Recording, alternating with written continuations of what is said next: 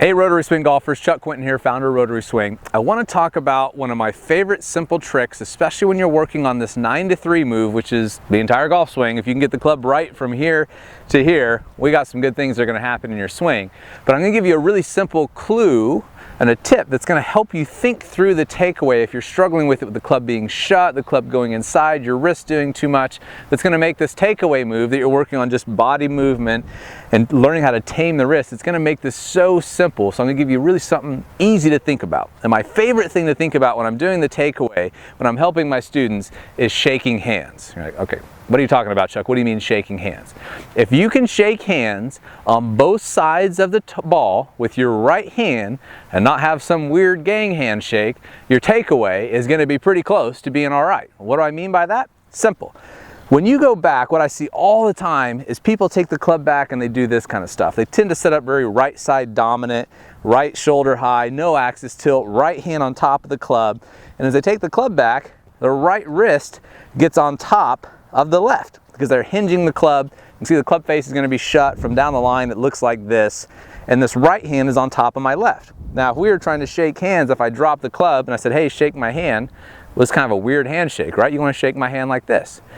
So when you're taking the club back, think about, as you turn back, that we could shake hands. Now look, hey, it's a normal handshake here. As I rotate, you know all the takeaway stuff. It's covered in the takeaway video. As I'm taking the club back, notice that my right wrist is still staying pretty flat. I haven't hinged it back.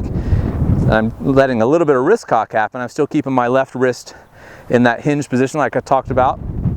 And as I go back and shake hands, now we're in a normal position.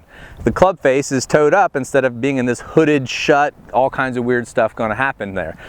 On the other side of the ball, you do the exact same thing. When you release the club, you want to be able to shake hands with me over here. So I'll go this way. Now as I go back, notice that now that I can shake hands with you. What I see all the time, for especially the higher handicap golfer, the more common this is, they go back with the right hand dominant on top of the left, and then under, pushing, as you can imagine, pushing with the right hand coming through. And so it looks like this going back and this coming through. Shut club face, open club face. No power, no speed, because we're not letting the toe of the club release. And that's what gives us our speed, is letting the club release.